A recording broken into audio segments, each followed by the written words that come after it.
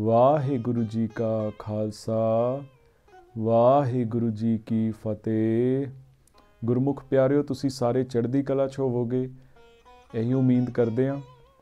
महाराज दे चरनां च अरदास भी करते हैं, महाराज तुहानूं सारिआं नूं चढ़दी कला बख्शण, तंदुरुस्ती बख्शण, नामदान बख्शण। वाहिगुरु जी, अज दे टॉपिक ते असीं गल करनी है, वो है मात गर्भ विच मन दा तत्तां नाल मिलाप। महाराज गुरबाणी विच मन नूं माता दे गर्भ विच भेजण बारे फरमा रहे हन।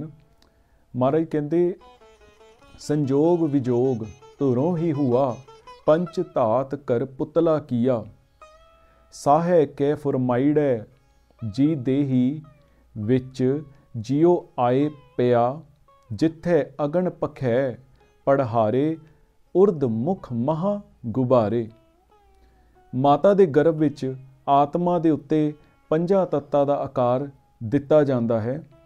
साडे शरीर दे विच आत्मा दे प्रवेश होण बारे महाराज गुरबाणी विच फरमाउंदे हन। तारा चढ़िया लम्मा क्यों, नदर निहालिया राम। सेवक पूर करम्मा सतगुर, शब्द दिखालिया राम। लोक विच साडे मन नूं निरंकार ने खेडण वास्ते 4 जुगां दा समां दिता है। खेड के वापस अकाल पुरख कोल आ जाना है, पर मन खेड विच रुझिया होया मालक नूं भुल जांदा है ते जूना भुगतदा रहिंदा है। परमात्मा गुरमुखां पौण पाणी बेसंतर ते धरती नूं हुक्म करदे है कि यह सुरती मन गाफिल हो गई है ते सानूं भुल गई है। इस नूं भयभीत करो ताकि निरंकार दी होंद याद आ जावे। वाहिगुरू जी गुरमुखां बारे बाणी विच इंज दस्सिया है। गुरमुख धरती गुरमुख पाणी, गुरमुख पवन बेसंतर खेलै विडाणी। सो निगरा जो मर जम्मै, निगरे आवन जावणिया। जदों परमात्मा के हुक्म अनुसार गुरमुखां ने खेल रचन शुरू किया तां सुरती जिस नूं मात गर्भ की अगन विच पुट्ठा लटका के ट्रेनिंग दिती जा रही सी, महाराज कहंदे, जिथे अगन पखै पढ़हारे, उर्द मुख महा गुबारे। जदों उत्थे नाम नालों लिव तोड़दे, जदों नाम नाल लिव जुड़ी हुंदी है तां आनंद अवस्था विच रहिंदी है, तां यह अशांत हो जाता है। यह पहलां ही गर्भ की अगन विच तप रही सी। गुरमुखां नूं अजीब खेड खेडदे ते चारों दिशावां तो आउंदे देख के भयभीत हो जाती है। आकाश तत्वल खाली देख उधर नूं जांदी है ते निरंकार नूं अरदास करदी है। इस तरह उसनूं अपना पिछोकड़ ते विछड़न तो बाद वाले सारे दृश याद आ जाते हैं। महाराज फरमाउंदे हन, पूरब जन्म हम तुमरे सेवक, अब तो मिटिया न जाई। तेरे द्वारे धुन सहज की, माथे मेरे दगाई। फिर जदों परमात्मा दे सन्मुख हो के जदों अपने बचाव वास्ते जोदड़ी कीती तां परमात्मा ने इन्हां गुरमुखां नूं हुक्म दिता कि इस नाल संजोग कर लवो। इस तरह माता दे गर्भ विच साडी काया तत्तां ते हंस आत्मा दा मेल होया तां सुरती समझ गई कि यह मेरे रहण वास्ते घर उसारिया जा रहा है। घर तैयार होने बारे महाराज गुरबाणी विच फरमाउंदे हन। तिथे घड़ीए सुरत मत मन बुद्ध, तिथे घड़ीए सुरां सदा की सुध। गुरबाणी द्वारा सानू बाहर दियां उदाहरणां दे के समझा रहे हैं कि जिस तरह दृष्टमान विच गंगा, जमुना ते सरस्वती नदियां उन्हां विच पानी दा वहाअ चलदा है, उसका संगम इलाहाबाद विच हुंदा है, तो इसे तरह साडे शरीर विच नाभ घाट राही पौण ते शब्द नाल मिलाप कीता है। साडे शरीर अंदर रीढ़ दी हड्डी दे दोहां पासियां अते विचकार ईड़ा, पिंगला ते सुखमना नामक नाड़ियां हन। उन्हां विच पौण दा शब्द चलदा है। इन्हां ईड़ा ते पिंगला नाड़ियां दे विचों बहुत सारियां शाखावां निकलदियां हन जो साडे शरीर दी रचना करदियां हन। इन्हां नाड़ियां नूं ही गुरबाणी विच कई थावां ते गंगा, जमुना ते सरस्वती कहा गया है। इन्हां विच पौण दा शब्द चलदा है।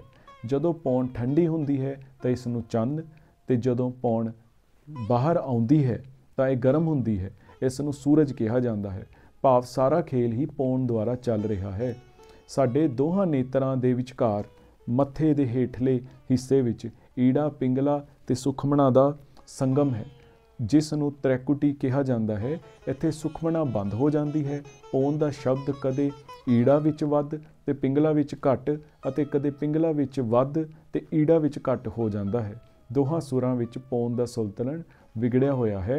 इस करके इस नूं बिखम नदी भी कहा गया है। ਇਹ ਉਹ ਥਾਂ ਹੈ ਜਿਸ ਦਾ ਸੰਤੁਲਨ ਵਿਗੜਨ ਕਰਕੇ ਸਾਨੂੰ ਸਾਡੀ ਪਿਛਲੀ ਯਾਦਸ਼ ਭੁੱਲ ਜਾਂਦੀ ਹੈ। ਇਹਨਾਂ ਨਦੀਆਂ ਦੇ ਜਲ ਕੀ ਭੀਤ, ਪਵਨ ਕਾ ਥੰਬਾ, ਰਕਤ ਬੂੰਦ ਕਾ ਗਾਰਾ, ਹਾਡ ਮਾਸ ਨਾੜੀ ਕੋ ਪਿੰਜਰ, ਪੰਖੀ ਬਸੈ ਵਿਚਾਰਾ। ਜਿਉਂ ਹੀ ਆਤਮਾ ਤੇ ਤੱਤਾਂ ਦਾ ਮੇਲ ਹੋਇਆ, ਪਰਮਾਤਮਾ ਨੇ ਸਾਡੀ ਨਾਭੀ ਦੇ ਰਸਤੇ ਦੁਆਰਾ ਸਾਡੇ ਨਾਲ ਸੰਪਰਕ ਕਰ ਲਿਆ। ਇਹ ਮਿਲਾਪ ਪੌਣ ਦੇ ਸ਼ਬਦ ਰਾਹੀਂ ਕੀਤਾ। ਬ੍ਰਹਮੰਡ ਵਿੱਚ ਪੌਣ ਦਾ ਇਹ ਸ਼ਬਦ ਸਦਾ ਹੀ ਚੱਲ ਰਿਹਾ ਹੈ ਤੇ ਮਾਲਕ ਨੇ ਸਾਡੇ ਸਾਰਿਆਂ ਨਾਲ ਇਸ ਰਾਹੀਂ ਹੀ ਆਪਣੇ ਸਰੂਪ ਨਾਲ ਸੰਬੰਧ ਕਾਇਮ ਕੀਤਾ ਹੋਇਆ ਹੈ। ਮਾਤ ਗਰਭ ਵਿੱਚ ਸਾਡੇ ਸਰੀਰ ਦੀ ਬਣਤਰ। ਮਾਤਾ ਦੇ ਗਰਭ ਵਿੱਚ ਸਾਡੇ ਸਰੀਰ ਦੀ ਬਣਤਰ 4 ਹਿੱਸਿਆਂ ਧਰਮ ਖੰਡ, ਗਿਆਨ ਖੰਡ, ਸਰਮ ਖੰਡ ਤੇ ਕਰਮ ਖੰਡ ਵਿੱਚ ਤਰਤੀਬਵਾਰ ਕੀਤੀ ਗਈ ਹੈ। ਸ਼੍ਰੀ ਗੁਰੂ ਨਾਨਕ ਦੇਵ ਜੀ ਨੇ ਜਪਜੀ ਸਾਹਿਬ ਦੀ ਬਾਣੀ ਵਿੱਚ ਚਾਰੇ ਖੰਡਾਂ ਬਾਰੇ ਵਿਸਥਾਰ ਨਾਲ ਵਰਣਨ ਕੀਤਾ ਹੈ। ਵਾਹਿਗੁਰੂ ਜੀ ਧਿਆਨ ਨਾਲ ਸਰਵਨ ਕਰਿਓ। ਧਰਮ ਖੰਡ ਕਾ ਇਹੋ ਧਰਮ, ਗਿਆਨ ਖੰਡ ਕਾ ਆਖੈ ਕਰਮ, केते पवन पानी वे संतर, केते कान महेश, केते बरमे काड़त घड़िए रूप रंग के वेश, केतियां करम भूमि मेरे केते, केते तू उपदेश, केते इंद चंद सुर केते, केते मंडल देश, केते सिद्ध बुधनाथ केते, केते देवी वेश, केते देव दानव मुन केते, केते रतन समुंद, केतियां खाणी केतियां बाणी, केते पात नरिंद, केतियां सुरती सेवक केते नानक अंतनांत। ज्ञान खंड मैं ज्ञान प्रचंड, तिथे नाद विनोद कोट आनंद, सरम खंड की बाणी रूप, तिथे घड़त घड़िए बहुत अनूप, ताकियां गला कथियां ना जाहे, जे को कहे पिछे पछताए। संगम होण ते ही पराग बनदा है, जिस नूं तीरथ कहा गया है। इस तो उपर इत्थे सहज सोंदे घाट पतन दे शब्द, जिस नूं नाम जोत ते आत्मक कहा गया है, प्रगट हुंदा है। ਇੱਥੇ ਸ਼ਬਦ ਪ੍ਰਗਟ ਹੋਣ ਤੇ ਇਸ ਤੀਰਥ ਨੂੰ ਗੁਰਬਾਣੀ ਵਿੱਚ ਅੰਮ੍ਰਿਤਸਰ ਦਾ ਨਾਮ ਦਿੱਤਾ ਗਿਆ ਹੈ। ਇਸ ਤੋਂ ਅੱਗੇ ਹਰੀ ਦਾ ਮੰਦਰ, ਜਿਸ ਨੂੰ ਗੁਰਦੁਆਰਾ ਵੀ ਕਿਹਾ ਗਿਆ ਹੈ, ਇੱਥੇ ਰਾਤ ਦਿਨ ਅਨਹਦ ਬਾਣੀ ਚੱਲਦੀ ਰਹਿੰਦੀ ਹੈ।